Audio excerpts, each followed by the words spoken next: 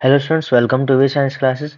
Last class में हमने properties of genetic material देख ली थी। तो प्रॉपर्टीज ऑफ जेनेटिक मटेरियल के बाद नेक्स्ट टॉपिक हमारा आता है आरएनए वर्ड। आरएनए वर्ड क्या है कि ये टाइप्स ऑफ आरएनए के बारे में बताएगा। From following discussion immediate question become evident which is first genetic material. तो इसने पूछा पहला जेनेटिक मटेरियल कौन था। तो हमें याद रखना है पहला जेनेटिक मटेरियल आरएनए था, मतलब कि सबसे पहला जो जेनेटिक मटेरियल था वो आरएनए था। इससे इवॉल्व होके डीएनए बना था। तो ये हमें याद रखना है। It shall be discussed in detail in chapter on chemical evolution. इस केमिकल इवोल्यूशन के बेसिस पे आएगा, मतलब कि कब, जब इवोल्यूशन चैप्टर हम पढ़ेंगे तब।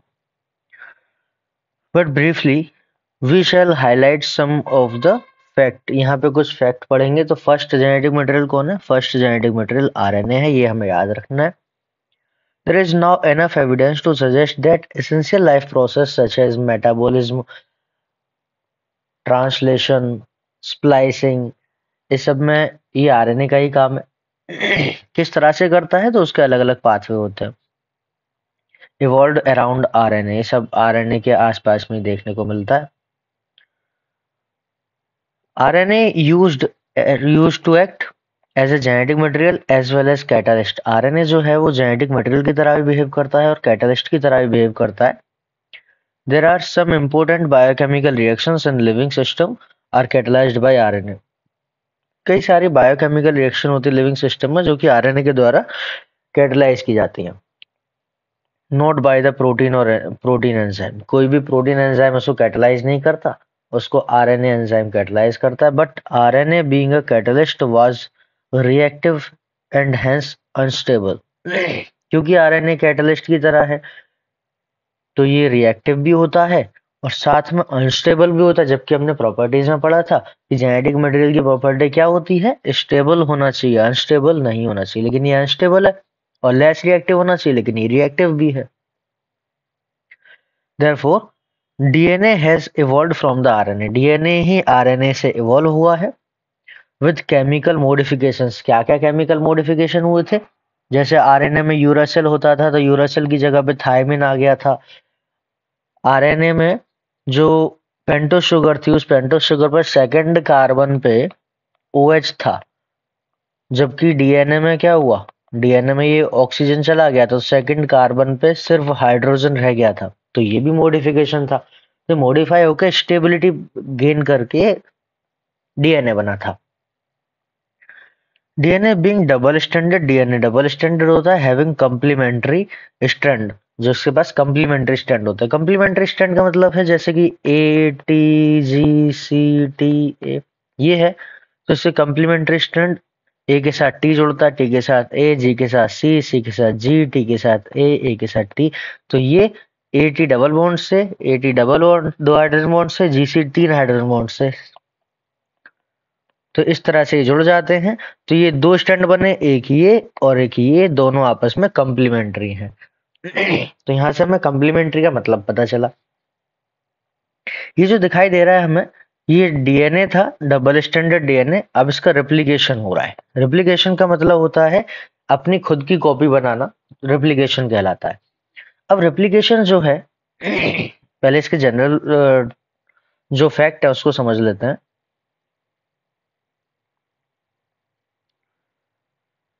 रेप्लिकेशन, ये जो रेप्लिकेशन है ये एक एंजाइम मीडिएटेड प्रोसेस है। एंजाइम मीडिएटेड प्रोसेस है।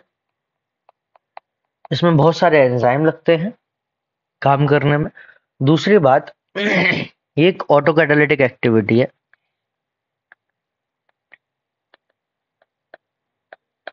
ऑटो कैटालिटिक एक्टिविटी है। क्यों है ये ऑटो कैटालिटिक एक्टिविटी? क्योंकि इसमें जो एंजाइम काम करेगा, मेन एंजाइम जो है इसका, वो डीएनए पॉलीमरेज होता है और वो खुद के डीएनए के स्ट्रैंड पे ही डिपेंड होता है। तो डीएनए डिपेंडेंट डीएनए पॉलीमरेज, ये जो है ये मेन एंजाइम है इस प्रोसेस का। इसीलिए इसको बोलते हैं ऑटोकैटालिटिक प्रॉपर्टी। अगर हम सेल साइकिल की बात करें तो सेल साइकिल में ये एस फेज में हुआ करता है। Replication occurs in S phase of cell cycle। अच्छा, और डीएनए डिपेंडेंट डीएनए पॉलीमरेज कब बनेगा? ये जी1 फेज में बनता है। और एक्टिव कब होता है? एस फेज में। तो हम लिखेंगे डायरेक्ट डीएनए पॉलीमरेज लिख देते हैं। DNA polymerase synthesized in G1 phase of cell cycle and active in, ये एक्टिव कब होगा ये DNA polymerase? Active in S phase of cell cycle. तो ये कुछ प्रॉपर्टीज हो गई इसकी। ये बहुत ही एक्सपेंसिव ये बहुत ही एक्सपेंसिव एक प्रॉपर्टी है रेप्लिकेशन की, एक बहुत ही एक्सपेंसिव काम है। क्यों? क्योंकि इसमें एनर्जी बहुत लगती है। एनर्जी बहुत लगती है, जैसे कि एटीपी। तो एटीपी एनर्जी बहुत लगेगी इसको। एटीपी की जगह पे एटीपी के साथ साथ एटीपी, जीटीपी, टीटीपी, सीटीपी, तो ये सब हम पढ़ेंगे अभी। तो हमें याद रखना एक्सपेंसिव प्रॉपर्टी है क्योंकि इसमें कई सारे एंजाइम काम कर रहे हैं और सभी को काम कराने के लिए एनर्जी लगती है। तो यहाँ तक हमने इसका ओवरव्यू समझा। रेप्लिकेशन का मॉडल किसने दिया था वो हम अब पढ़ते हैं आगे।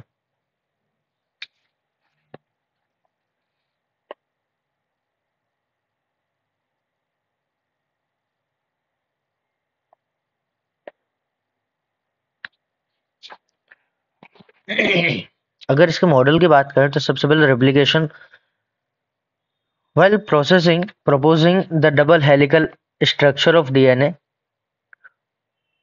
तो double helical structure of DNA किसने दी थी? वॉटसन और क्रिक ने दी थी। किस पे बेस्ड थी? मिल्किंस और फ्रैंकलिन के एक्सरे क्रिस्टलोग्राफी के डेटा पे बेस्ड थी इसकी स्ट्रक्चर। तो वॉटसन और क्रिक ने डबल हेलिकल स्ट्रक्चर दी थी। Had immediately proposed a scheme for the replication of DNA. तो डीएनए कैसे रेप्लिकेट होता है उसके बारे में भी किसने बताया था? उसके बारे में भी वॉटसन और क्रिक ने ही बताया था। To quote their original statement that, अब इसके ओरिजिनल स्टेटमेंट क्या था? It has not escaped our notice that the specific pairing we have postulate immediately suggest a possible coping mechanism of the genetic material। ये Watson क्रिक ने दिया था। मतलब इसमें क्या कहा गया था कि उसने इमीडिएटली सजेस्ट किया कि ये किस तरह से अपनी कॉपी बनाता होगा डीएनए, और वो भी किसके द्वारा? डबल हेलिकल स्ट्रक्चर के बेसिस पे ही वो बताया था उसने।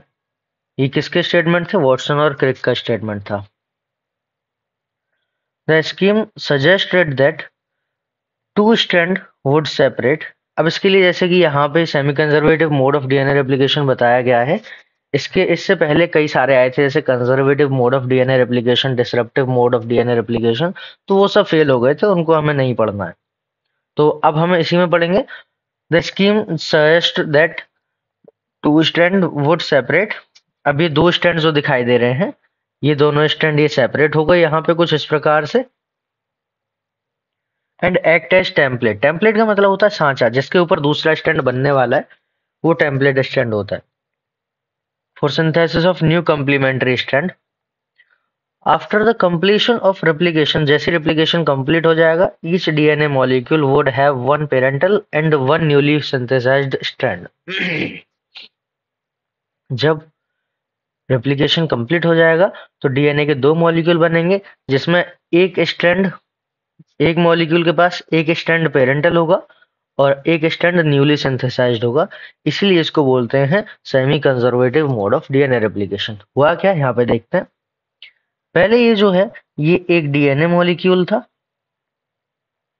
ये एक डीएनए मॉलिक्यूल सेपरेट हुआ कुछ इस प्रकार से। जैसे सेपरेट हुआ तो यहाँ से ये पुराना वाला स्टैंड रेड वाला दिखाई दे रहा है, पेरेंटल स्टैंड है, और ब्लू वाला जो दिख रहा है इसमें ये न्यूली फॉर्म्ड स्टैंड है। तो जब ये पूरा रेप्लिकेट हो जाएगा तो उसके बाद हमारे पास दो डीएनए आएंगे। अब जैसे ये दो डीएनए दिखाई दे रहे हैं, इसमें एक डीएनए जो स्ट्रैंड जो दिख रहा है वो पेरेंटल हो गया, ये वाला जो रेड वाला है ये पेरेंटल हो गया, जबकि ब्लू वाला जो दिखाई दे रहा है ये न्यूली फॉर्म्ड हो गया। ये ब्लू वाला कैसा है? ये ब्लू वाला न्यूली फॉर्म्ड है। तो आधा पेरेंट जैसा हो गया और आधा न्यूली फॉर्म्ड हो गया, आधा पेरेंट जैसा हो गया, आधा न्यूली फॉर्म्ड हो गया, इधर भी आधा पेरेंट जैसा हो गया, इधर आधा न्यूली फॉर्म्ड हो गया। तो इसलिए हम इसको कहेंगे semi conservative mode of DNA replication. इसके लिए एक्सपेरिमेंटल प्रूफ है। एक्सपेरिमेंटल प्रूफ को अगर हम देखते हैं तो इसमें it is not proven that the DNA replicate semi conservatively. ये सेमी कंजर्वेटिवली डीएनए रेप्लिकेट करता है खुद को, किस तरह से एक्सपेरिमेंटली प्रूफ हुआ तो ये आगे देखते हैं। It was shown first in Escherichia coli, जिसको ई कोलाई भी बोल देते हैं। Subsequently in higher organisms such as plants and human cell। कौन था एक साइंटिस्ट? मैथाउ मिचेल्सन एंड फ्रैंकलिन स्थल परफॉर्म्ड द फॉलोइंग एक्सपेरिमेंट। अब इसमें एक्सपेरिमेंट क्या किया गया था? एक इकोलाई लिया गया था, इकोलाई को उस मीडियम में रखा गया जहां पे अमोनियम क्लोराइड यूज किया था हैवी आइसोटॉप के साथ। अमोनियम क्लोराइड यूज किया था हैवी आइसोटॉप के साथ। हैवी आइसोटॉप किसका? नाइट्रोजन का। जनरली नाइट्रोजन N14 वाला होता है, लेकिन हैवी आइसोटॉप N15 वाला हो जाएगा। अब ऐसा करने से होगा क्या कि यहाँ पे एक मीडियम है, इस मीडियम में एक बैक्टीरिया रहता है। अब वो जो बैक्टीरिया था इकोलाई, वो बैक्टीरिया जब रेप्लिकेशन करेगा तो रेप्लिकेशन के टाइम पे इसको नाइट्रोजन चाहिए, क्योंकि नाइट्रोजन कंटेनिंग कंपाउंड उसमें लगते हैं। तो नाइट्रोजन जब चाहिए तो नाइट्रोजन वो कहाँ से लेगा? अपने मीडियम से लेगा। और मीडियम में हमने नाइट्रोजन N15 वाली डाली हुई है, मतलब हैवी वाली डाली हुई है। और ये है क्या? NH4Cl, अमोनियम क्लोराइड है। अमोनियम क्लोराइड जो है एज ए नाइट्रोजन सोर्स इसमें यूज किया गया है मीडियम में। तो मीडियम में सिर्फ N15 है, N14 नहीं है। तो जब इकोलाई रेप्लिकेशन करेगा, जब इकोलाई रेप्लिकेशन करेगा तो रेप्लिकेशन के टाइम पे जो नाइट्रोजन यूज होगी वो भी N15 वाली होगी, क्योंकि इसके मीडियम में ही N14 नहीं है। इसके मीडियम में ही जब N14 नहीं है तो इसके पास भी N14 नहीं आ सकती है, तो इसके पास सिर्फ N15 होगा। तो इकोलाई में जो डीएनए होगा उसके पास कौन सा स्ट्रैंड होगा? N15 वाला, क्योंकि जो सॉल्यूशन है उसमें भी, या फिर हम कहें जो उसका मीडियम है उसमें भी N15 की फॉर्म में अमोनियम क्लोराइड देखने को मिल रहा है। अब क्या होगा? इसके डीएनए में N15 आ गया। N15 आने के बाद क्या होगा इसमें? As the nitrogen source, only nitrogen source for many generation, कई सारी जनरेशन तक नाइट्रोजन सोर्स N15 वाला रखा। नाइट्रोजन सोर्स N15 वाला रखने से क्या होगा कि इसके जितने भी डीएनए होंगे, जितने भी डीएनए मॉलिक्यूल होंगे इस इकोलाई के, दो को छोड़कर सबके पास N15 होगा, प्योरली N15 होगा, सभी के पास प्योरली N15 होगा। अब इस N15 वाले में से N15 वाला जो इकोलाई था कोई सा भी, उसको उठा लिया। N15 वाले इकोलाई को उठाया और उसको N14 वाले सॉल्यूशन में रखेंगे। अब क्या किया है यहाँ पे? दिस हैवी डीएनए मॉलिक्यूल, कौन से की बात चल रही है? N15 वाले की। This heavy DNA molecule could be distinguished from the normal DNA by centrifugation in caesium chloride. अब ये सीजियम क्लोराइड क्या है? CaCl। दो तरह के हमने वो नाइट्रोजन कंटेनिंग कंपाउंड देखे थे, कौन सा? अमोनियम क्लोराइड, कौन सा? N14 वाला और N15 वाला। जो N14 वाला है वो लाइट होगा, N15 वाला हैवी होगा, ये हम सब जानते ही हैं। अगर मैं टेस्ट ट्यूब में सेंट्रीफ्यूगेशन के द्वारा इन दोनों को सेपरेट करना चाहूं तो N15 वाला जो है वो लोअर साइड में दिखाई देगा कुछ इस प्रकार से। ये N15 वाला आ गया। डीएनए अगर N15 वाला होगा तो वो लोअर साइड में दिखाई देगा, N15। और जो लाइट वाला है वो N14, वो अपर साइड में दिखाई देगा। कुछ इस प्रकार से।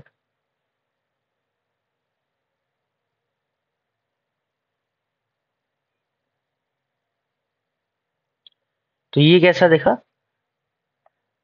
N14 वाला, डीएनए विद N14। तो ये हमें याद रखना है। और ये जो हो रहा है, इसमें जो सॉल्यूशन यूज किया गया है, सॉल्यूशन मतलब जो डेंसिटी ग्रेडियंट मेंटेन करेगा, वो है सीजियम क्लोराइड, CaCl। तो ये ग्रेडियंट के लिए यूज किया गया है, डेंसिटी ग्रेडियंट। तो डेंसिटी को रो से रिप्रेजेंट कर देता है, डेंसिटी ग्रेडियंट के रूप में इसका सीजियम क्लोराइड का यूज किया गया है। अब आगे बढ़ते हैं। This heavy DNA molecule could be distinguished from the normal DNA by centrifugation in cesium chloride density gradient। Density gradient बनाने का किसका काम है, सीजियम क्लोराइड का है, वो हमें याद रखना है।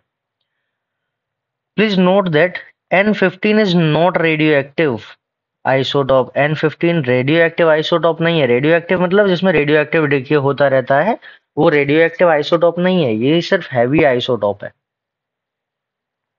It can be separated from N14 based on density. ये डेंसिटी के बेसिस पे N14 पे से सेपरेट किया जा सकता है, क्योंकि इसकी डेंसिटी ज्यादा होगी, इसकी डेंसिटी कम होगी।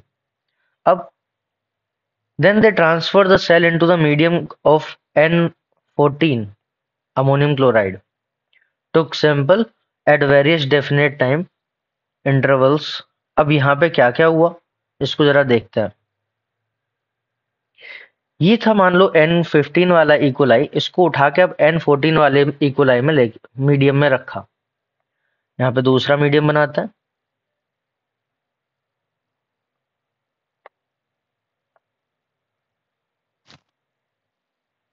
ये जो मीडियम है, ये N14 वाला मीडियम है।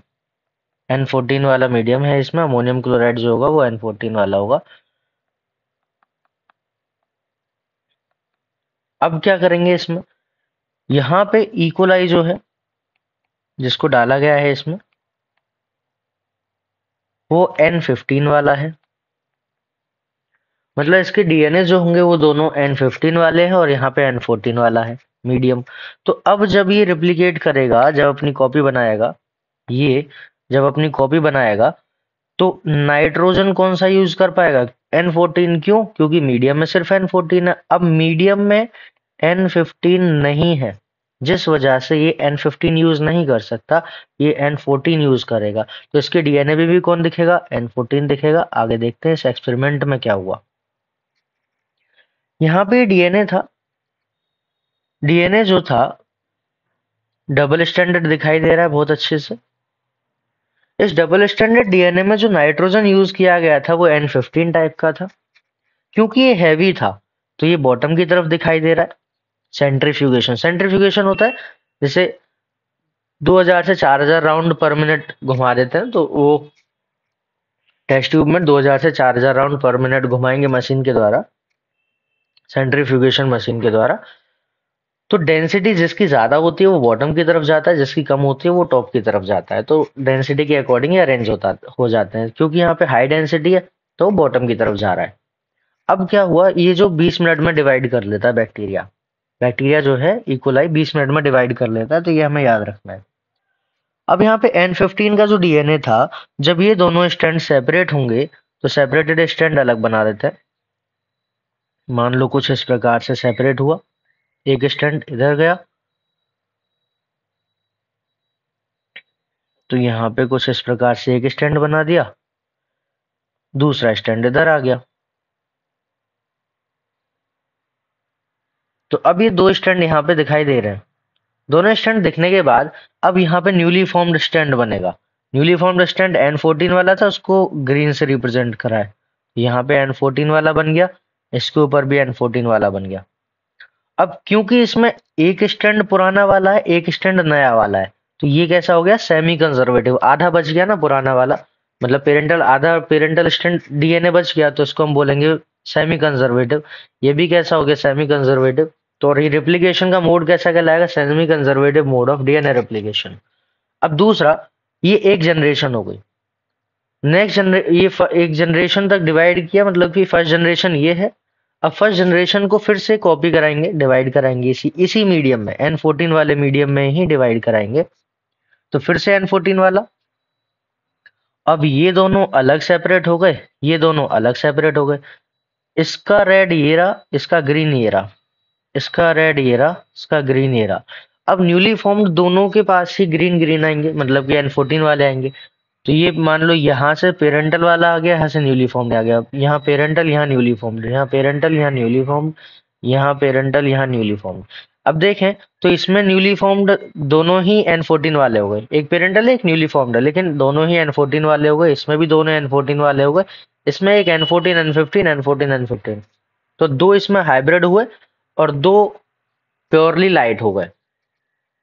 अब क्योंकि ये भी हाइब्रिड था, ना तो हैवी था ना तो लाइट था कंप्लीटली, तो है बीच में आ गया, इंटरमीडिएट बना, N14 N15 का हाइब्रिड बना। इसी को आगे देखते हैं, यहाँ पे 14 मिनट जो लिखा गया है दोनों को कंबाइन करके, 20 इधर के प्लस 20 इधर के, तो टोटल 40 हो गया। तो डायरेक्ट कंटिन्यू चला रहे थे इसलिए 40 मिनट लिखा गया है, क्योंकि कंटिन्यू प्रोसेस चल रही है, बाहर नहीं निकाला गया इसलिए 40 लिखा गया है, यहाँ पे याद रखना है। अब क्या होगा, ये लाइट वाला है, ये लाइट वाला है, दोनों आगे लाइट स्टैंड टॉप पे, और ये दोनों हाइब्रिड हैं तो ये आगे बीच में, हैवी इसमें नहीं बचेगा।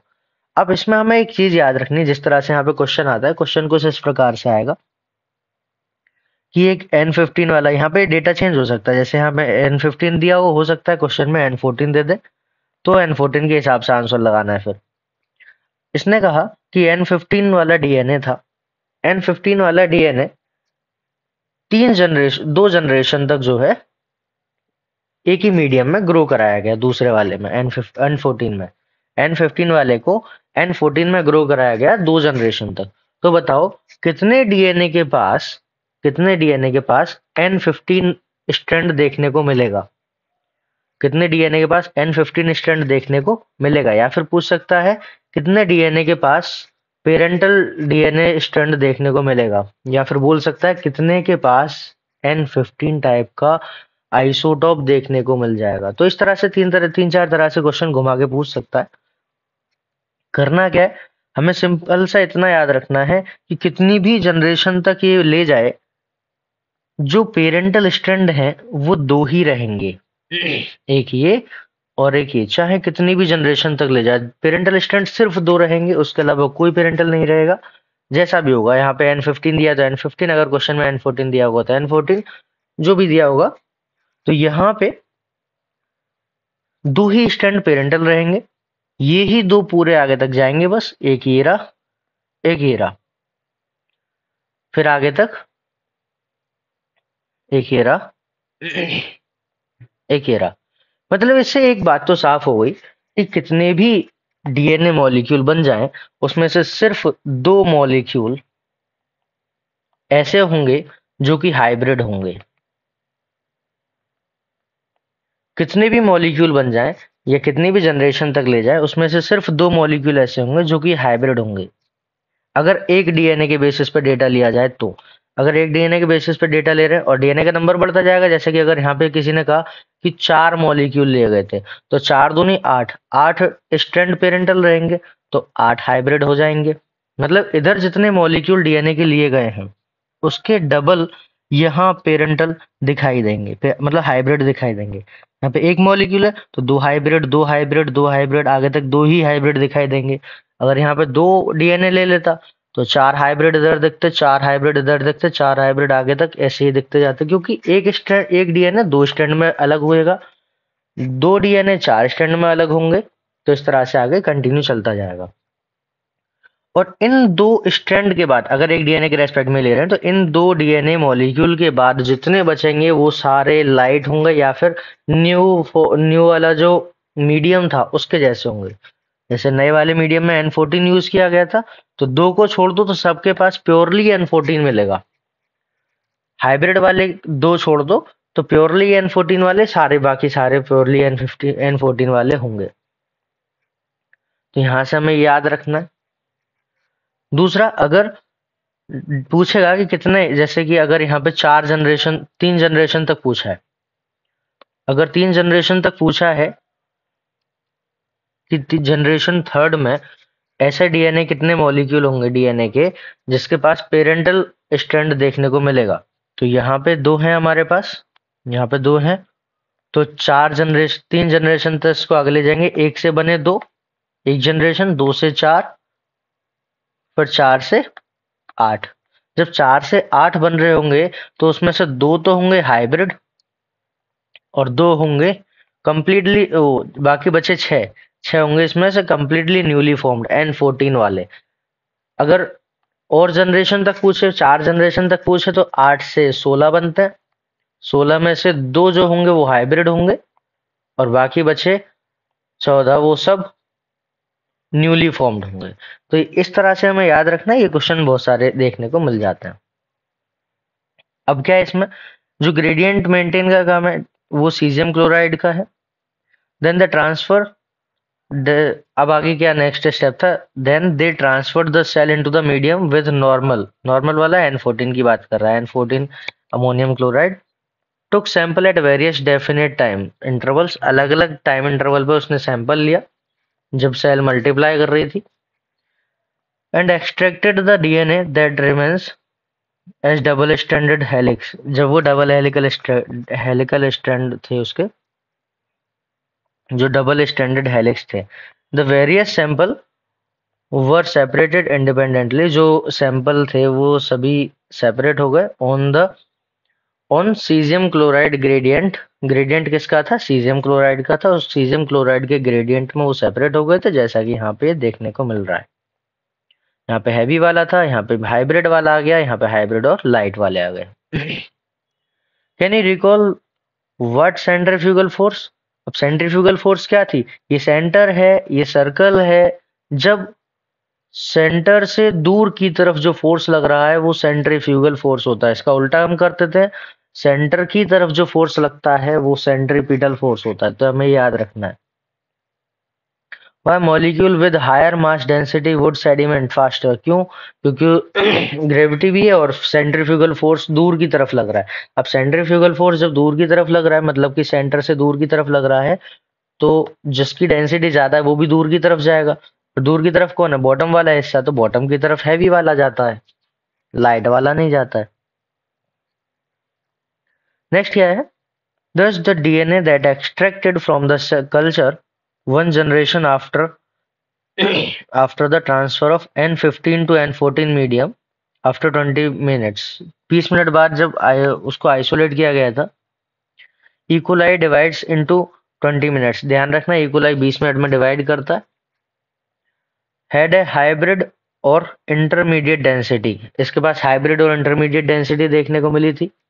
DNA extracted from the culture after another generation, that is after 40 minutes. दूसरी जनरेशन को काउंट करने के बाद टोटल 40 मिनट्स बोला गया है। If equally composed of equal amount of the hybrid DNA और लाइट डीएनए, हाइब्रिड डीएनए और लाइट डीएनए का इक्वल अमाउंट था।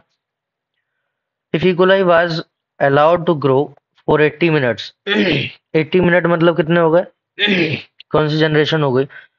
20 में एक जनरेशन, अगले 20 में दूसरी जनरेशन, अगली 20 में तीसरी जनरेशन, अगली 20 में चौथी जनरेशन। मतलब कि 4 जनरेशन की बात कर रहा है। 4 जनरेशन में हमने देख लिया था। तो 4 जनरेशन में 1 से 2, 2 से 4, 1 से 2, 2 से 4 दूसरे डिवीजन में, 4 से 8 तीसरे डिवीजन में, 8 से 16 चौथे डिवीजन में। तो 16 बनेंगे, 16 में से 2 हाइब्रिड रहते हैं, बाकी बचे 14। ये सब न्यूली फॉर्म्ड होंगे, मतलब कि जो लाइट वाले होते हैं, और ये हाइब्रिड होंगे। ये हमें याद रखना, तो इस तरह से डायरेक्ट निकाल सकते हैं। वेरी सिमिलर एक्सपेरिमेंट, अब एक और एक्सपेरिमेंट ऐसा किया गया था विसिया फेबा पे।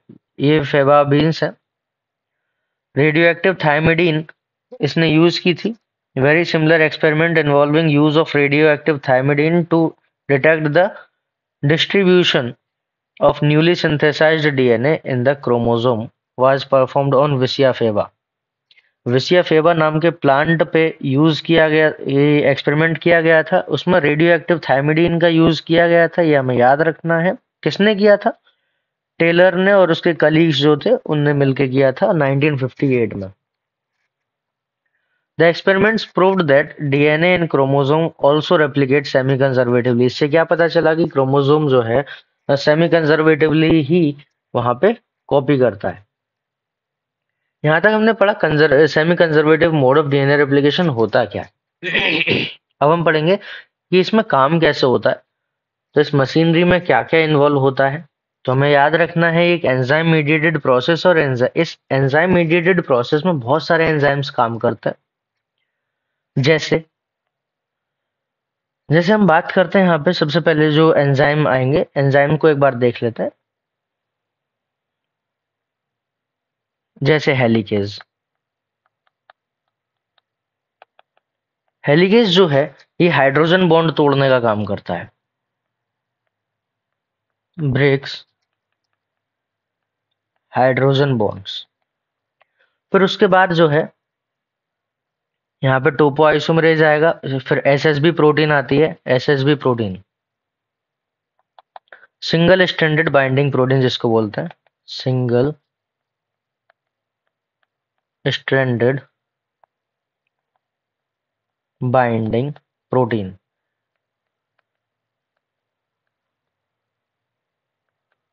अभी करेगा क्या, इधर देखते हैं जरा, इसमें नहीं है। जैसे ये डीएनए मॉलिक्यूल था, इस डीएनए मॉलिक्यूल में हाइड्रोजन बॉन्ड थे जो कि नाइट्रोजन बेस पेयर के बीच में बने हुए थे। अब इन हाइड्रोजन बॉन्ड को तोड़ने का काम जो होगा, इनको तोड़ने का काम जो होगा वो होगा हेलिकेज का।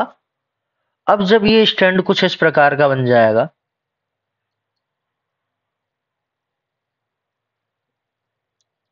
तो क्योंकि ये दोनों स्ट्रैंड यहां से टूट गए आगे से, यहां से हाइड्रोजन बॉन्ड, क्योंकि ये स्ट्रैंड हाइड्रोजन बॉन्ड के द्वारा जुड़े हुए थे। अब हाइड्रोजन बॉन्ड भी क्या था, फोर्स ऑफ अट्रैक्शन। अब फोर्स ऑफ अट्रैक्शन के द्वारा जब जुड़े हुए थे तो वो फोर्स ऑफ अट्रैक्शन के द्वारा वापस रीजॉइन भी तो हो सकते हैं सेपरेट होने के बाद। तो ये रीजॉइन ना हो जाए, ये दोनों आपस में जुड़ ना जाए, इसके लिए यहाँ पे एक प्रोटीन लगा देते हैं, सिंगल स्ट्रैंडेड बाइंडिंग प्रोटीन। ये एसएसबी यही एसएसबी प्रोटीन है जो कि दोनों तरफ इसको होल्ड करके रखेगी, जिससे कि आपस में जुड़ ना जाए। अब क्या होगा, जो सिंगल स्टैंडर्ड बाइंडिंग प्रोटीन है उसका काम समझ आ गया। अब जैसे जैसे इसको खींचा जाएगा, इसको इधर खींचेंगे, इसको इधर खींचेंगे, यहाँ से तोड़ते जाएंगे, तो यहाँ पे ऊपर की तरफ इसमें सुपर कॉइलिंग बनती है। सुपर कॉइलिंग जब बनेगी, जिसको हम पॉजिटिव सुपर कॉइलिंग और नेगेटिव सुपर कॉइलिंग के रूप में देखते हैं। जब इसमें सुपर कॉइलिंग बनेगी तो ये जो एसएसबी प्रोटीन है ये तो इसको बाइंड करके रखेगी, जिससे कि ये हट ना जाए, ये वापस से जुड़ ना जाए इधर आके। यहाँ पे एक और एंजाइम आता है जो कि कौन है, टोपो आइसोमरेज। टोपो आइसोमरेज। अब ये जो टोपो आइसोमरेज है ये क्या करेगा, यहाँ पे कट लगाएगा, जिससे कि अगर ये और कंटिन्यू होता है डीएनए आगे तक ऐसे,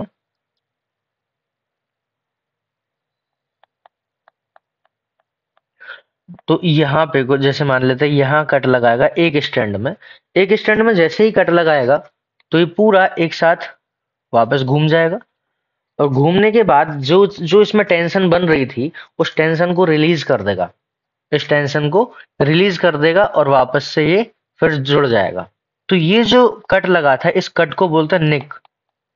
जो छोटा सा कट लगाया इसमें एक स्टैंड में, दोनों में नहीं लगाते, ध्यान रखना है, एक स्टैंड में कट लगाया था, इसको निक बोलते हैं। अभी निक की मदद से सारी टेंशन रिलीज कर दी और रिलीज करने के बाद वापस से जोड़ देगा। यही काम अगर प्रोकैरियोट्स में किया जाए तो दो एंजाइम करते हैं, कौन कौन से, एक गायरेज होता है और एक होता है लाइगेज। जो गायरेज है वो यहाँ पे कट लगाता है, यहाँ पे कट लगाने का काम गायरेज का है। टेंशन रिलीज होने के बाद रीजॉइन करने का काम जो होता है वो लाइगेज होता है। लाइगेज को मॉलिक्यूलर ग्लू भी बोलते हैं। तो टोपोआइसोमरेज क्या कर रहा है, टेंशन को रिलीज करता है, release the tension in DNA molecule. DNA molecule में से टेंशन रिलीज कराएगा। फिर इसके बाद कौन आता है, इसके बाद आता है परमिएज।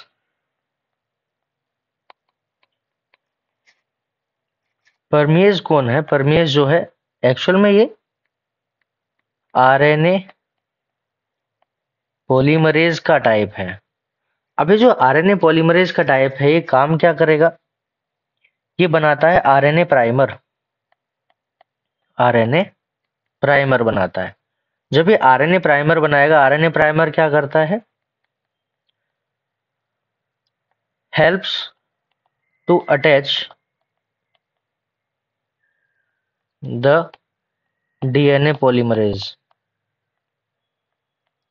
डीएनए पॉलीमरेज को अटैच कराने का जो टेम्पलेट था, डीएनए टेम्पलेट, उससे डीएनए पॉलीमरेज को अटैच कराने का काम आरएनए प्राइमर का होता है।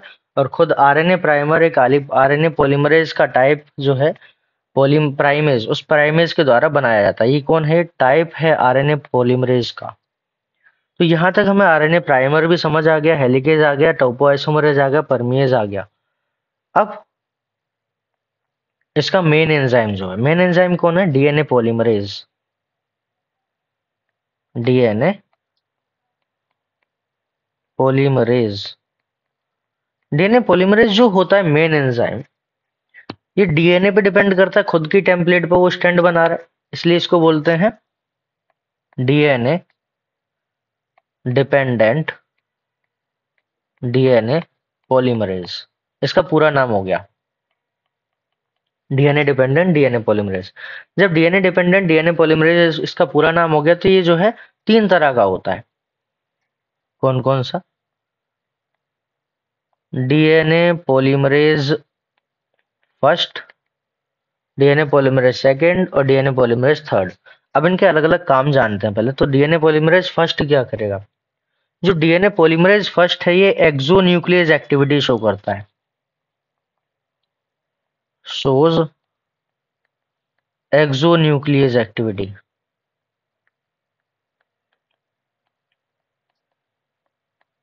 ये कौन सी एक्टिविटी होती है?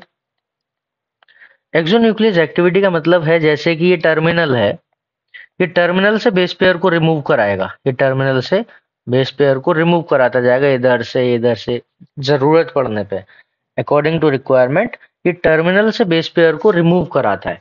तो ये एक्सोन्यूक्लियस एक्टिविटी हो गई इसकी। अब इस एक्सोन्यूक्लियस एक्टिविटी की मदद से करता क्या है? ये जो डीएनए पॉलीमरेज है, जो आरएनए प्राइमर लगेगा उस आरएनए प्राइमर को हटाएगा,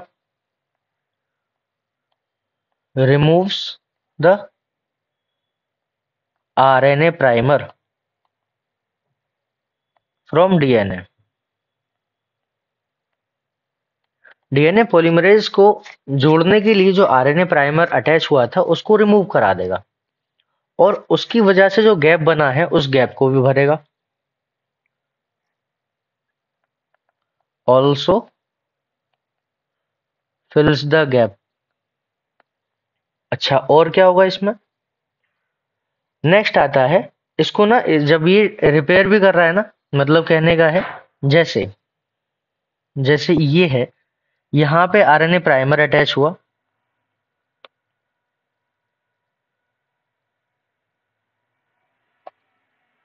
जैसे इसको मैं आरएनए प्राइमर बोल देता हूँ, यहाँ पे आरएनए प्राइमर लगा है, तो इस आरएनए प्राइमर को लगाने हटाने का काम जो होगा, वो आरएनए प्राइमर को हटाने का काम भी किसका होगा?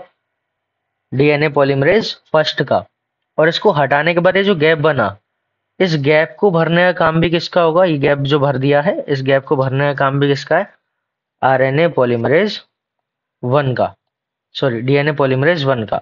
अब डीएनए पॉलीमरेज 1 ने क्या किया? यहाँ से गैप भी भर दिया और इसको हटा भी दिया। तो क्योंकि गैप भरा है इसने, इसीलिए इसको रिपेयर एंजाइम भी बोल सकते हैं, रिपेयर एंजाइम भी बोल सकता है।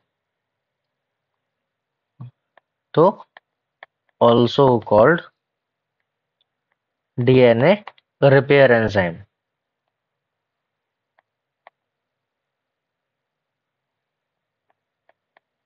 तो डीएनए रिपेयर एंजाइम कैसे बोला इसको, ये भी हमें समझ आ गया। नेक्स्ट आता है डीएनए पॉलीमरेज सेकंड। अब जो डीएनए पॉलीमरेज सेकंड है वो क्या करेगा? सबसे पहले तो डीएनए पॉलीमरेज सेकंड जो होता है वो लीस्ट रिएक्टिव होता है, सबसे कम काम करता है। तो ये लीस्ट रिएक्टिव होगा। लीस्ट रिएक्टिव होने के साथ साथ ये जो है डीएनए रिपेयरिंग में हेल्प करता है, helps in DNA repair, DNA repairing में हेल्प करेगा। साथ में तब काम करता है जब डीएनए पॉलीमरेज फर्स्ट और DNA polymerase second third absent होता है।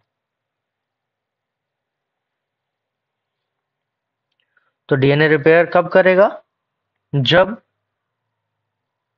डीएनए मतलब हम कहेंगे in absence of DNA polymerase first and third, जब डीएनए पॉलीमरेज फर्स्ट और डीएनए पॉलीमरेज थर्ड एब्सेंट होंगे तब ये काम करता है। नेक्स्ट है DNA polymerase third, DNA polymerase third.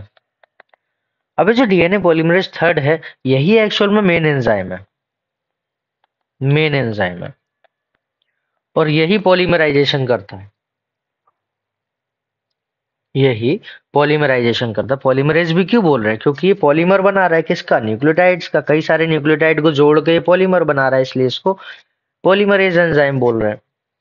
अब यही तो मेन एंजाइम है, और मेन एंजाइम है तो रेप्लिकेशन भी यही करेगा। अब क्योंकि रेप्लिकेशन करता है तो इसको और क्या बोल सकते हैं? Also called replicase enzyme. तो डीएनए पॉलीमरेज थर्ड जो है उसको हम रेप्लिकेज एंजाइम भी बोल सकते हैं। तो यहां तक हमने डीएनए पॉलीमरेज थर्ड भी देखा। हमें एक चीज याद रखनी है सभी के लिए कि ये जो है 5 prime to 3 prime, 5 prime 3 prime क्या था? पांचवें नंबर के कार्बन पे जो शुगर है पेंटोस शुगर, उसके पांचवें नंबर के कार्बन पे फॉस्फेट ग्रुप जाके अटैच हो जाता है और नया न्यूक्लियोटाइड जोड़ने के लिए पांचवें नंबर का कार्बन ही उसका अवेलेबल होता है।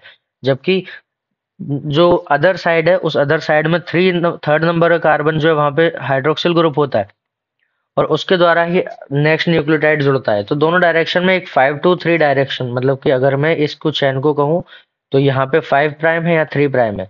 जो इधर से न्यूक्लियोटाइड जुड़ा होगा वो 5 प्राइम पे जुड़ा है, लेकिन इधर से जो जुड़ेगा वो 3 प्राइम पे जुड़ेगा। तो ये टर्मिनल 3 प्राइम हो गया, इधर वाला 5 प्राइम होगा। तो ये हमें याद रखना है।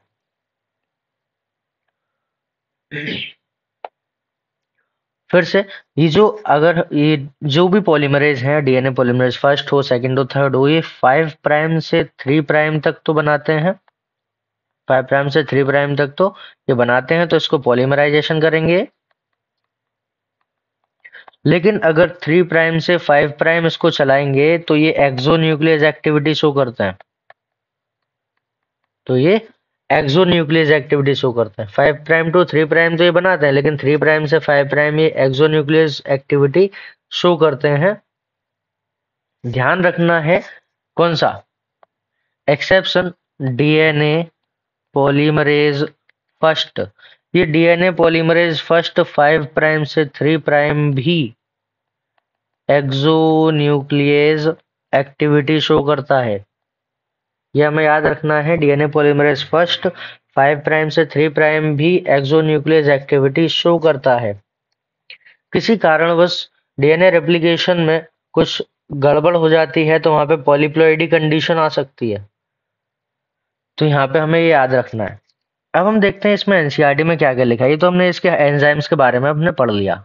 अब इसमें क्या क्या लिखा है इसको हम पढ़ते हैं। In living cells such as E. coli, the process of replication require a set of catalyst. Catalyst मतलब एंजाइम। कई सारे एंजाइम इसमें लगते हैं, जैसा कि हमने अभी अभी देखा। Main enzyme is refer to as the DNA dependent DNA polymerase. जो मेन एंजाइम है वो कौन सा है? DNA dependent DNA polymerase. बनता कब है? जीवन फेज में। काम कब करेगा? एस फेज में। Since it uses a DNA template, ये डीएनए टेम्पलेट का यूज करता है to catalyse the polymerisation of deoxynucleotides. Deoxynucleotide क्यों बोला? अब न्यूक्लियोटाइड क्या था? नाइट्रोजनस बेस, इसमें फिर पेंटोस शुगर, ये था न्यूक्लियोसाइड, और इसमें अगर फॉस्फेट ग्रुप और जोड़ दो तो ये बन गया न्यूक्लियोटाइड। और ये न्यूक्लियोटाइड है, और यहाँ से अगर सेकंड कार्बन से OH हटा के सिर्फ हाइड्रोजन लगा देंगे तो डीऑक्सी हो गया। तो डीऑक्सी न्यूक्लियोटाइड ये कहलाएगा। और डीऑक्सी न्यूक्लियोटाइड के पॉलीमराइजेशन के द्वारा ही तो डीएनए बनेगा, क्योंकि deoxy nucleotide deoxy nucleotide deoxy nucleotide कई सारे जुड़ जाएंगे, तभी तो डीऑक्सी न्यूक्लियोटाइड या फिर डीऑक्सी न्यूक्लिक एसिड बनेगा। डीऑक्सी राइबोज न्यूक्लिक एसिड तभी बनेगा। नेक्स्ट बात करते हैं, this enzyme are highly efficient. ये एंजाइम बहुत ज्यादा एफिशिएंट होता है, as they have to catalyse polymerisation of the large number of nucleotide very short time. अब बहुत थोड़े समय में ही बहुत सारे न्यूक्लियोटाइड को कॉपी कर सकता है। बहुत थोड़े समय में ही बहुत सारे न्यूक्लियोटाइड को कॉपी कर सकते हैं। कैसे? इकोलाई की अगर हम बात करते हैं तो इकोलाई में 4.6 इंटू 10⁶ बेस पेयर होते हैं। इकोलाई में 4.6 इंटू 10⁶ बेस पेयर होते हैं, जो कि लगभग 18 मिनट में कॉपी हो जाता है। Large number of nucleotide in very short time. E. coli that has 4.6 into 10⁶ base pair compared to it with human. अगर ह्यूमन से कंपेयर करें तो ह्यूमन के पास डीएनए कंटेंट जो होता है वो डिप्लॉयड होता है, और डिप्लॉयड में नाइट्रोजनस बेस पेयर या फिर हम कहें बेस पेयर का नंबर जो होता है वो 6.6 into 10⁹ बेस पेयर है। याद रखना है, इकोलाई में 4.6 into 10⁶ बेस पेयर है। Human diploid condition 6.6 into 10⁹ base pair. अगर हैप्लॉयड बोलता तो हैप्लॉयड में 3.3 into 10⁹ बेस पेयर हमें याद रखना है। 9 बेस पेयर, ठीक है। अब आता है complete the polymerisation has complete the process of replication with in 18 minute. 18 minute किसमें? इकोलाई में। तो इकोलाई में 18 मिनट में ये कंप्लीट हो जाएगा। अगर हम इसका एवरेज रेट देखें, स्पीड देखें, तो इसकी 2000 बेस पेयर पर सेकंड 2000 बेस पेयर पर सेकंड। अगर बेसिस के अकॉर्डिंग बात करें तो 4000 बेसिस पर सेकंड ये कॉपी करता है। 2000 बेस पेयर या फिर 4000 बेसिस पर सेकंड ये कॉपी करेगा। ये स्पीड हमें इसकी याद रखनी है। Not only do these polymerization have to be fast, but they also have to catalyze the reaction within high degree of accuracy. बहुत तेजी के साथ तो काम करता ही है, उसके साथ साथ बहुत ज्यादा ये एक्यूरेट काम करता है, एक्यूरेसी के साथ ही काम करेगा। नेक्स्ट है, any mistake during the replication would result into mutation. कोई भी अगर इसमें रेप्लिकेशन के टाइम पे अगर कोई गड़बड़ हो जाती है तो वो म्यूटेशन का कारण बन सकती है। Further energetically replication is very expensive. क्यों इसको एक्सपेंसिव क्यों कहा गया है? क्योंकि इसमें कई सारे एंजाइम काम कर रहे हैं, और ये जो एंजाइम है जब काम करते हैं तो इसको एनर्जी चाहिए, और ये जो एनर्जी मिलती है वो एटीपी की फॉर्म में होती है, इसीलिए बहुत ज्यादा एक्सपेंसिव कहलाती है, क्योंकि इसमें एनर्जी बहुत ज्यादा लगती है। Deoxyribose nucleoside triphosphate serves dual function. अब ये क्या चीज है? जैसे हम पढ़ते थे एटीपी,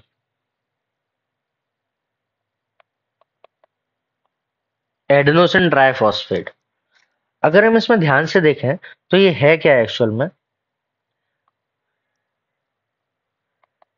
एडेनिन था,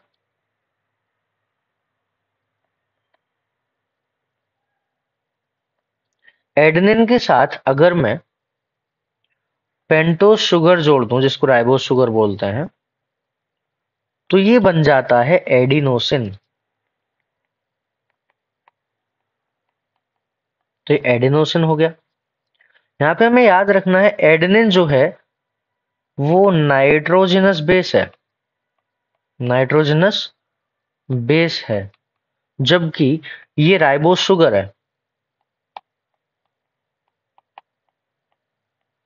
तो नाइट्रोजनस बेस के साथ राइबोज शुगर को अगर हम जोड़ते हैं तो ये एडेनोसिन बन गया, जो कि एक न्यूक्लियोसाइड है। ये क्या है? न्यूक्लियोसाइड है। अब इस न्यूक्लियोसाइड में अगर मैं फॉस्फेट ग्रुप और जोड़ दूं, प्लस फॉस्फेट ग्रुप,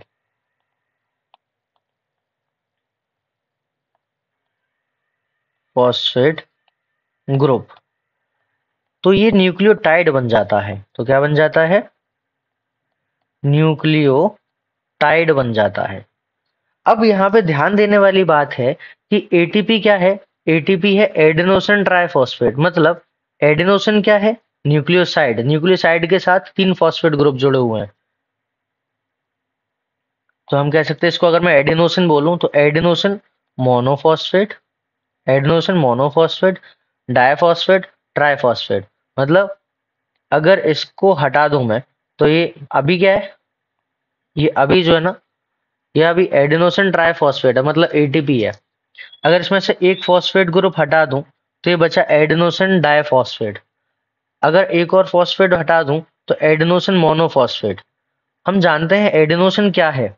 एडेनोसिन एक न्यूक्लियोसाइड है, और उस न्यूक्लियोसाइड में अगर मैं फॉस्फेट ग्रुप जोड़ दूं तो न्यूक्लियोटाइड बन जाता है। तो ये भी क्या हो गया? न्यूक्लियोटाइड हो गया। तो हमें याद रखना है एडेनोसिन मोनोफॉस्फेट न्यूक्लियोटाइड होता है।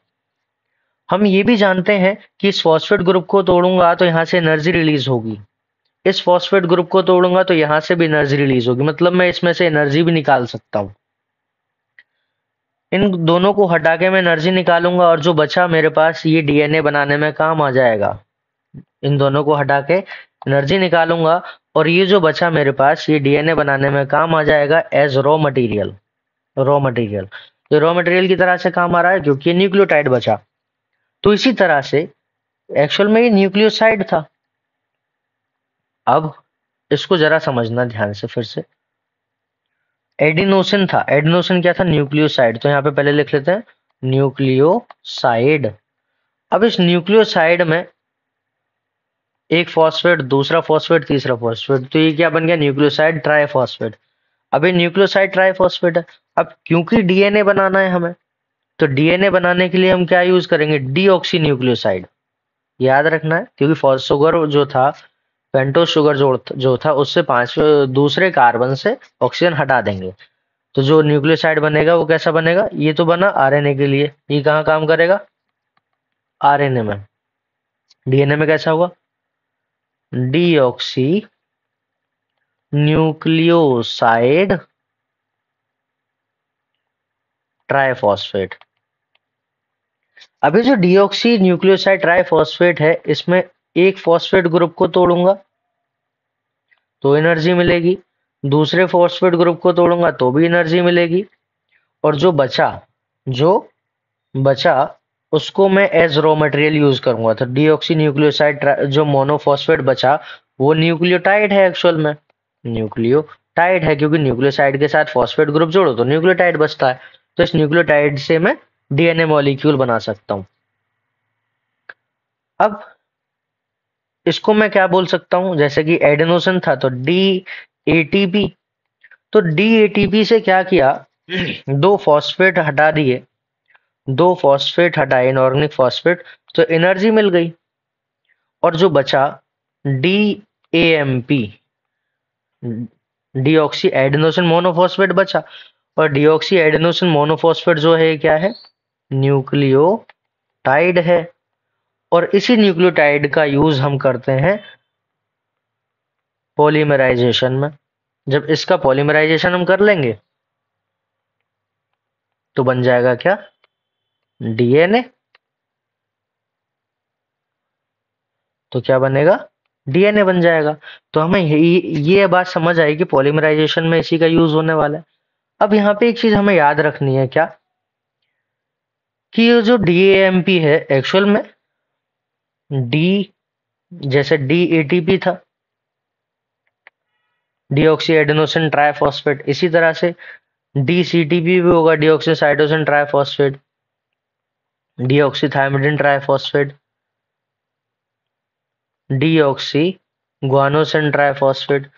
तो अब ये डीएटीपी, डीसीटीपी, डीटीटीपी, डीजीटीपी जो है, अब इसमें से बचेगा क्या? डीएएमपी बच जाएगा एनर्जी निकालने के बाद, इसमें से बचेगा डीसीएमपी बच जाएगा इसमें से एनर्जी निकालने के बाद। इसमें से एनर्जी निकालोगे तो डी टीएमपी बच गया, इसमें से एनर्जी निकालोगे तो डी जीएमपी बच जाएगा। कहने का मतलब है इसको कंबाइंडली मैं बोल सकता हूं क्या, डीऑक्सी न्यूक्लियोसाइड ट्राइफॉस्फेट।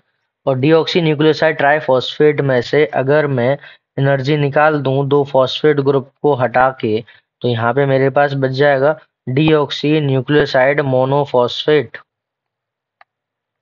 और ये जो डीऑक्सी न्यूक्लियोसाइड मोनोफॉस्फेट है, इसी डीऑक्सी न्यूक्लियोसाइड मोनोफॉस्फेट का यूज करके इसको पॉलीमराइज करके मैं डीएनए बना सकता हूँ। इसको पॉलीमराइज करके मैं डीएनए बना सकता हूँ। मतलब ये जो डीएनटीपी है, ये डीएनटीपी एनर्जी के लिए भी यूज हो रहा है और यही डीएनटीपी एज रॉ मटेरियल भी यूज हो रहा है, इसलिए दो फंक्शन कर रहा है। तो यहां से हमने ये किस तरह से काम करता है वो समझा। नेक्स्ट इसमें क्या लिखा है हम इसको पढ़ते हैं। डीऑक्सीराइबोज न्यूक्लियोसाइड डीएनटीपी की बात कर, डीऑक्सीराइबोज न्यूक्लियोसाइड ट्राइफॉस्फेट, तो ये डीएनटीपी की बात कर रहा है बेसिकली। तो ये दो तरह से काम करता है। कैसे दो तरह से काम करता है? In addition to acting substrate, substrate मतलब रॉ मटेरियल की तरह भी काम करता है। और क्या करेगा? They provide energy for the polymerisation, polymerisation में एनर्जी भी प्रोवाइड कर रहा है। और इससे फायदा क्या होगा? जैसे अगर एनर्जी अलग से लानी पड़ती, अगर एनर्जी अलग से लानी पड़ती एटीपी की फॉर्म में, तो वहां पे एएमपी बहुत सारे इकट्ठे हो जाते। जबकि अब क्या होगा कि यही तो एनर्जी लेके आए और इन्हीं का यूज पॉलीमराइजेशन में कर लिया, तो वेस्ट मटेरियल भी नहीं बचेगा। अब क्या होगा? They provide energy for the polymerisation, polymerisation के लिए एनर्जी भी मिल जाएगी। The two terminal phosphate in deoxyribose nucleoside, कौन से वाले? ये जो दो टर्मिनल फॉस्फेट हमने देखे थे, ये दोनों, इनको हटा दिया जाएगा।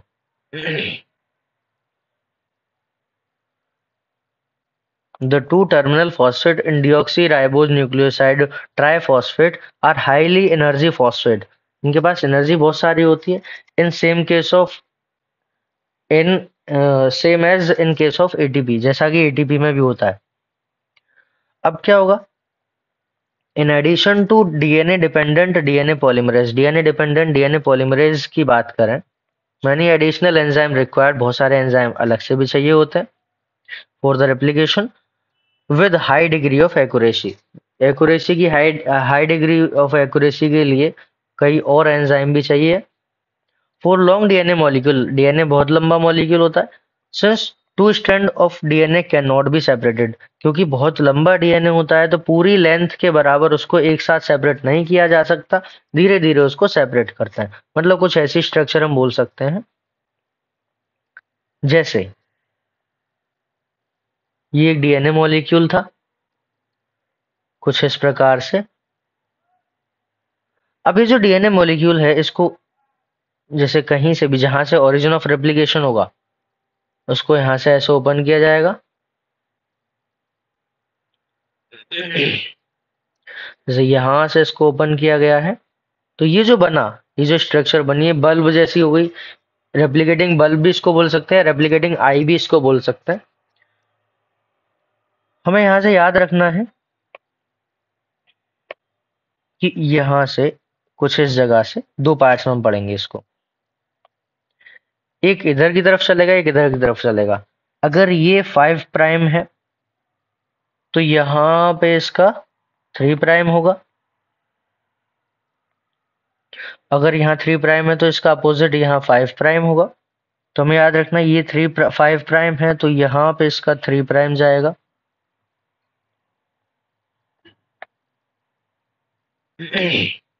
यहाँ पे 5 प्राइम जाएगा और यहाँ 3 प्राइम, यहाँ 5 प्राइम। अब 5 to 3 डायरेक्शन में बनाना होता है, और ये याद रखना है 5 to 3 डायरेक्शन बनने वाले स्टैंड का लेना है। मतलब ये जो स्टैंड दिख रहा है इसमें 3 to 5 दिख रहा है, 3 to 5 डायरेक्शन, लेकिन बनने वाले स्टैंड का 5 to 3 लेना है। मतलब कि इसका 5 to 3 आना चाहिए, जो नया बनेगा इसका 5 to 3 डायरेक्शन आना चाहिए। तो अब जैसे इस डायरेक्शन में अगर हम राइट साइड में बनाते हैं तो इस तरह से 5 to 3 डायरेक्शन में बनेगा एक डीएनए, और एक डीएनए इधर 5:3 डायरेक्शन में बनेगा। बनने वाले स्टैंड का 5:3 लेना है। मतलब लेफ्ट साइड में देखें तो इधर से 5:3 मिल रहा है और एक इधर से 5:3 मिल रहा है। तो इस तरह से डीएनए रेप्लिकेट होगा। और हम सिर्फ एक रेप्लिकेटिंग फॉर्क को पढ़ेंगे, यानी कि दोनों डायरेक्शन में चलेगा, इधर भी चलेगा इधर भी चलेगा, लेकिन हम इसको एक को पढ़ेंगे, एक से ही दूसरे को इमेजिन कर लेंगे। कैसे काम चलेगा इसको देखते हैं आगे। रेप्लिकेटिंग फॉर्क बनेगी। अब यहाँ पे देख पा रहे हैं हम, जैसे कि ये रेप्लिकेटिंग फॉर्क बन गई है, फॉर्क जैसी स्ट्रक्चर बन गई यहाँ पे ये। अगर हम इसको देखें सिर्फ, तो ये रेप्लिकेटिंग फॉर्क बन गई। एक स्मॉल ओपनिंग बनाएंगे हेलिक्स में, जो कि एक रेप्लिकेटिंग फॉर्क की तरह से काम करती है। The DNA dependent DNA polymerase catalyse the polymerisation. ये पॉलीमराइजेशन कैटलाइज करेगा ओनली इन वन डायरेक्शन। कौन सी डायरेक्शन? 5:3 डायरेक्शन। बनने वाले स्टैंड का 5:3, बने हुए का नहीं, मतलब कि जो नया बनने वाला स्टैंड है उसका 5:3 मिलना चाहिए। This create some additional complications. इसके द्वारा कुछ कॉम्प्लिकेशंस आ जाती हैं at replicating fork. Consequently on one strand the template with polarity 3:5। अब पोलैरिटी कौन सी? 3:5 डायरेक्शन में जो टेम्पलेट की पोलैरिटी है उस डायरेक्शन में ये कंटिन्यूस बनाएगा, लेकिन जब उल्टा बनाना होगा तो ये डिसकंटिन्यूस बनाएगा। कैसे बनाएगा कंटिन्यूस और कैसे बनाएगा डिसकंटिन्यूस, वो जरा समझते हैं। और एक चीज इसमें याद रखनी है कि एक जगह होती है ओरिजिन ऑफ रेप्लिकेशन, जहां से रेप्लिकेशन स्टार्ट होता है उस पॉइंट को हम ओरिजिन ऑफ रेप्लिकेशन बोलता है। क्योंकि इसका जो डीएनए है, इकोलाई में जो डीएनए है वो सर्कुलर होता है। सर्कुलर होने की वजह से एक ओरिजिन पॉइंट आता है जहां से वो ओरिजिन होता है रेप्लिकेशन का, उसको ओरिजिन ऑफ रेप्लिकेशन बोल देते हैं, जिसको ओराई के नाम से जानता है। अब यहाँ पे इसको हम पढ़ेंगे किस तरह से इसमें काम हो रहा होगा, तो जरा देखते हैं। तो सबसे पहले तो ये इस तरह की स्ट्रक्चर आएगी। कैसे इस तरह की स्ट्रक्चर आएगी? एक डीएनए था, उस डीएनए को कुछ इस प्रकार से डीएनए था। इस डीएनए के दोनों स्ट्रैंड को सेपरेट करेंगे। इस तरह से रेप्लिकेटिंग फॉर्क बन जाएगा। रेप्लिकेटिंग फॉर्क बनने के बाद, फॉर्क किसकी मदद से बना? सबसे पहले तो यहाँ पे हाइड्रोजन बॉन्ड थे, वो हाइड्रोजन बॉन्ड तोड़े गए। किसके द्वारा? हेलिकेज के द्वारा। तो हेलिकेज यहाँ पे हाइड्रोजन बॉन्ड तोड़ने का काम कर रहा है। यहाँ पे जो हाइड्रोजन बॉन्ड बने हुए हैं, इन हाइड्रोजन बॉन्ड्स को तोड़ने का काम जो कर रहा है वो कौन कर रहा है? हेलिकेज कर रहा है। हेलिकेज के बाद यहाँ पे एसएसबी प्रोटीन लगाई हुई है, जो कि इन दोनों को वापस से जुड़ने से रोक रही है। अब जुड़ने से रोक रही है। दूसरी बात, यहाँ पे मेन एंजाइम जो होता है वो डीएनए पॉलीमरेज होता है। डीएनए पॉलीमरेज की एक प्रॉब्लम ये है कि वो पहले खुद जाके अटैच नहीं हो सकता, खुद जाके अटैच नहीं हो सकता। तो उसको अटैच कराने के लिए एक और एंजाइम आता है, वो है आरएनए पॉलीमरेज। आरएनए पॉलीमरेज कौन सा है? वो अलग से आएगा। और ये जो आरएनए पॉलीमरेज नाम का एंजाइम है, जो जिसको हम प्राइमेज के नाम से जानते हैं, वो आरएनए पॉलीमरेज था। प्राइमेज जो है टाइप ऑफ आरएनए पॉलीमरेज है, टाइप ऑफ आरएनए पॉलीमरेज। क्या बनाएगा ये? RNA primer. आरएनए प्राइमर क्या होता है? Small segment. स्मॉल सेगमेंट कितना स्मॉल?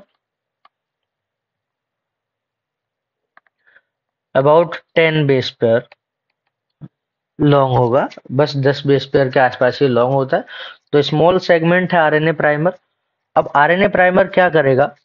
आरएनए प्राइमर पहले खुद अटैच हो जाएगा और खुद अटैच होने के बाद एक साइट प्रोवाइड कराएगा जहां पे डीएनए पॉलीमरेज आके अटैच हो जाता है। मतलब हम कह सकते हैं यहाँ पे पहले आरएनए प्राइमर अटैच हुआ।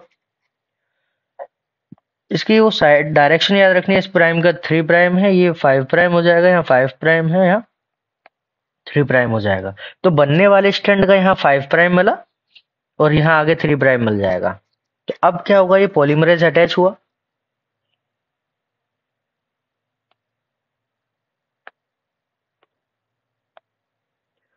यहाँ पॉलीमरेज अटैच होने के बाद, जैसे पॉलीमरेज यहाँ इस तरह से अटैच हुआ, तो पॉलीमरेज अटैच होने, वो आरएनए प्राइमर अटैच होने के बाद ये क्या करेगा? आरएनए पॉलीमरेज को बुलाएगा। मतलब आरएनए पॉलीमरेज जो एक सेकेंड, ये है आरएनए प्राइमर। जो आरएनए प्राइमर है ये डीएनए पॉलीमरेज एंजाइम को यहां अटैच कराएगा। जब डीएनए पॉलीमरेज एंजाइम यहां अटैच हो जाएगा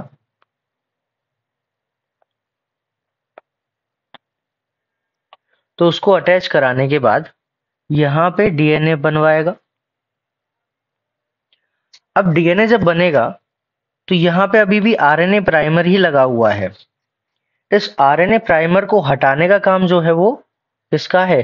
डीएनए पॉलीमरेज फर्स्ट का। आरएनए प्राइमर को हटाने का काम डीएनए पॉलीमरेज फर्स्ट का। यहां से हटा दिया डीएनए पॉलीमरेज फर्स्ट ने, तो आरएनए प्राइमर को किसने रिमूव किया? डीएनए पॉलीमरेज फर्स्ट ने। और डीएनए पॉलीमरेज फर्स्ट ने जब आरएनए प्राइमर रिमूव कर दिया तो यहाँ पे एक गैप बन गया। यहाँ पे एक गैप बन गया। इस गैप को फुलफिल करने का काम भी किसका है? डीएनए पॉलीमरेज फर्स्ट का। तो डीएनए पॉलीमरेज फर्स्ट ने क्या किया? आरएनए पॉलीमरेज को हटाया। आरएनए पॉलीमरेज हटाने के बाद, सॉरी, आरएनए प्राइमर हटाने के बाद डीएनए पॉलीमरेज फर्स्ट ने आरएनए प्राइमर को हटाया। आरएनए प्राइमर हटाने के बाद यहाँ पे जो खाली जगह बची थी, जो गैप बचा था, उसको फुलफिल करने का काम किया। तो डीएनए रिपेयर भी कर दिया। वन कौन सी डायरेक्शन में रहा है? 5 to 3 डायरेक्शन में रहा है। सेम काम यहाँ होगा। यहाँ भी पहले प्राइमर अटैच होगा। जब प्राइमर अटैच होगा तो वहां पे आरएनए डीएनए पॉलीमरेज थर्ड आ जाएगा। डीएनए पॉलीमरेज थर्ड डीएनए बनवाएगा। डीएनए जब बनवाएगा तो यहाँ पे भी क्या हो रहा है? यहाँ पे भी ये जो दिखाई दे रहा है, ये हमें ये प्राइमर लगा हुआ दिखाई दे रहा है। इस प्राइमर को हटाना होगा यहाँ से। तो कौन हटाएगा? फिर से डीएनए पॉलीमरेज फर्स्ट हटाएगा। जब डीएनए पॉलीमरेज फर्स्ट हटाएगा यहाँ से, तो यहाँ भी क्या करेगा? फिर से डीएनए का जो गैप बना था, यहाँ पे गैप बना था एक, उस गैप को वापस से फुलफिल करा देगा। तो ये भी हमें याद रखना है। नेक्स्ट क्या होगा इसमें? डायरेक्शन हमें जरूर याद रखनी है। 5 प्राइम से 3 प्राइम बना रहा है, ये 3 प्राइम से 5 प्राइम बना रहा है। अब ये क्या करेगा? आगे और भी ज्यादा ये कंटिन्यू होगा। तो जैसे ये डीएनए था,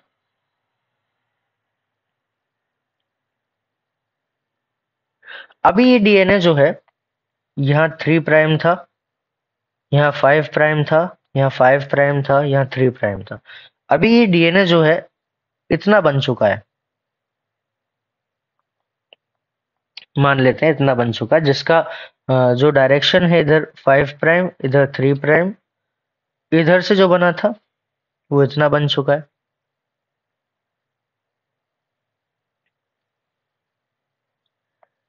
इधर 5 प्राइम, इधर 3 प्राइम, मतलब इधर तो बाहर से अंदर की तरफ बन रहा है, इधर से अंदर से बाहर की तरफ बन रहा है। इससे हुआ क्या? इससे ये हुआ, इससे ये हुआ कि अब जब नया और आगे कंटिन्यू करेगा, क्योंकि ये पहले इतना खुला था, पहले इतना खुला था, अब आगे और खुल गया, और खुल गया तो और आगे चला गया, और आगे चला गया, तो ये आगे बनेगा। जब ये आगे बनेगा तो ये कंटिन्यू ऐसे ही बनाता चला जाएगा।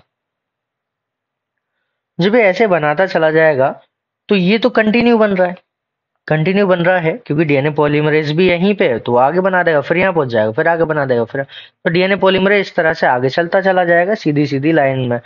तो ये कहलाएगा कंटिन्यूअस डीएनए। कैसा कहलाएगा? Continuous DNA. लेकिन इसमें क्या हुआ कि डीएनए पॉलीमरेज ने बनाना शुरू किया था यहाँ से और पहुंच गया आगे। जैसे यहाँ से बनाना शुरू किया, पहुंच गया आगे, यहाँ डीएनए पॉलीमरेज है। अब दिक्कत की बात यह है कि यहाँ पे कुछ नहीं है, इसको यहाँ से फिर से बनाना पड़ेगा। तो फिर से क्या होगा? यहाँ पे आरएनए प्राइमर अटैच होगा। आरएनए प्राइमर अटैच होगा, वो डीएनए पॉलीमरेज को अटैच कराएगा। डीएनए पॉलीमरेज अटैच होकर फिर डीएनए बनाएगा कुछ इस तरह से। और फिर यहां से क्या होगा? फिर आरएनए, जो डीएनए पॉलीमरेज फर्स्ट था वो आएगा, इस आरएनए प्राइमर को हटाएगा।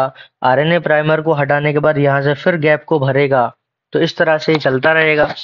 तो इसमें क्या हो रहा है, जो ये वाला स्ट्रैंड है, बार बार डीएनए पॉलीमरेज, बार बार आरएनए प्राइमर आएगा, और बार बार आरएनए प्राइमर आने के बाद बार बार डीएनए पॉलीमरेज आएगा, और बार बार डीएनए पॉलीमरेज आने के बाद फिर वो बार बार इस डायरेक्शन में काम करेगा। ये कंटिन्यू बना था, ये टुकड़ों में बन रहा है। अब ये जब टुकड़ों में बन रहा है तो इसकी अगर जनरल स्ट्रक्चर हम देखें तो कुछ इस तरह से दिखाई देता है। तो ये वाला जो स्ट्रैंड है, ये वाला कंटिन्यूअस बनता जा रहा है कि आगे तक बनता चला जाएगा 5 to 3 डायरेक्शन में। लेकिन पहले ये बना, उसके बाद फिर इतना ओपन हो गया तो दोबारा में ये बना, फिर तीसरी बार में ये बना, फिर आगे ऐसे ही चलता जाएगा। फिर ये जो स्ट्रैंड बन रहा है ये डिसकंटिन्यूअस बन रहा है, टुकड़ों में बन रहा है। ये जो टुकड़े कहलाएंगे ये कहलाएंगे ओकाजाकी फ्रेगमेंट्स। ओकाजाकी फ्रेगमेंट्स, ये टुकड़े जो कहलाएंगे ये टुकड़े कहलाएंगे ओकाजाकी फ्रेगमेंट्स। अगर इसकी डायरेक्शन देखें, ये 5 प्राइम है तो यहाँ 3 प्राइम होगा, यहाँ पे 3 प्राइम होगा, यहाँ 5 प्राइम, यहाँ 3 प्राइम, यहाँ 5 प्राइम, यहाँ 3 प्राइम। तो ये हमें याद रखना है। अब एक आएगा डीएनए लाइगेज। डीएनए लाइगेज इन फ्रेगमेंट्स को जोड़ देगा 5 to 3 डायरेक्शन में, 5 to 3 डायरेक्शन में। इन फ्रेगमेंट्स को जोड़ने के बाद ये भी स्टैंड कैसा हो जाएगा, ये भी स्टैंड कंप्लीट हो जाएगा। पहले फ्रेगमेंट्स थे तो ये स्टैंड बाद में कंप्लीट हो जाएगा 5 to 3 डायरेक्शन में जोड़ के। अब ये जो बना, ये स्टैंड कंटिन्यूअस बना, ये जो बना ये टुकड़ों में बना तो डिसकंटिन्यूअस कहलाएगा। अब इसमें टाइम नहीं लगा तो इसको हम बोलेंगे लीडिंग स्ट्रैंड, लीडिंग स्ट्रैंड। इसमें टाइम लगा तो इसको बोलेंगे लैगिंग स्ट्रैंड। तो एक हो गया लीडिंग स्ट्रैंड, एक हो गया लैगिंग स्ट्रैंड, ये हमें याद रखना है। और जोड़ते किसके द्वारा है, ये लाइगेज के द्वारा जोड़े जाते हैं, और ये फ्रेगमेंट्स का नाम है ओकाजाकी फ्रेगमेंट्स। तो यहाँ पे हमने डीएनए रेप्लिकेशन की प्रोसेस पढ़ी। देखते हैं और क्या था इसमें। तो रेप्लिकेशन फॉर्क बना। The DNA dependent DNA polymerase catalyse the polymerization. DNA dependent DNA polymerase जो था वो पॉलीमराइजेशन को कैटलाइज करेगा only in one direction, 5 to 3 direction. This create some additional complications, कुछ एडिशनल कॉम्प्लिकेशंस आते हैं in at the replication fork. Replication is continuous, एक strand पे रेप्लिकेशन कंटिन्यूअस होगा जैसा कि हमने देखा था, दूसरे पे डिसकंटिन्यूअस होगा, 5 to 3 डायरेक्शन में डिसकंटिन्यूअस होगा। Discontinuously synthesized fragments later joined by DNA ligase, जो टुकड़े टुकड़े बने थे जिसको हमने ओकाजाकी फ्रेगमेंट्स बोला था, उनको बाद में जोड़ दिया जाएगा डीएनए लाइगेज के द्वारा। The DNA polymerases on their own cannot initiate the process of replication। वो खुद से अपनी रेप्लिकेशन की प्रोसेस को स्टार्ट नहीं कर सकता है, तो उसके लिए एक आता है RNA primer. Also the replication does not initiate randomly at any place. ऐसा भी नहीं है कि कहीं से भी रैंडमली वो शुरू हो जाएगी। एक परफेक्ट प्लेस होता है जहां से डीएनए रेप्लिकेशन स्टार्ट होता है, उसको हम ओरिजिन ऑफ रेप्लिकेशन बोलते हैं। There is a definite region in E coli DNA where the replication originates, such region termed as the origin of replication। उसको हम क्या बोल देते हैं, origin of replication बोल देते हैं। Because of requirement of the origin of replication that a piece of DNA is needed to be propagated during the recombinant DNA procedure। और इसी का हम recombinant DNA procedure जो होता है बायोटेक्नोलॉजी में हम पढ़ेंगे, recombinant DNA बनाते हैं, आरडीएनए भी उसको बोल देते हैं। रिकॉम्बिनेंट डीएनए टेक्नोलॉजी में इस जो अपना ओरिजिन ऑफ रेप्लिकेशन है इसका यूज होता है। रिकॉम्बिनेंट डीएनए टेक्नोलॉजी में इस ओरिजिन ऑफ रेप्लिकेशन का यूज होता है। The vector provide the origin of replication, जो वेक्टर है वो ओरिजिन ऑफ रेप्लिकेशन प्रोवाइड कराता है। वेक्टर बायोटेक्नोलॉजी की ही बात कर रहा है, हमें याद रखना है, आगे पढ़ेंगे। Further, not every detail of replication is understood well in eukaryotes।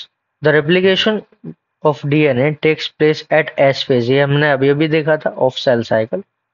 The replication of DNA and cell division cycle should be highly coordinated। जो रेप्लिकेशन है डीएनए का और सेल साइकिल है वो बहुत ही ज्यादा कोऑर्डिनेटेड होती है, तभी एक साथ काम होता है।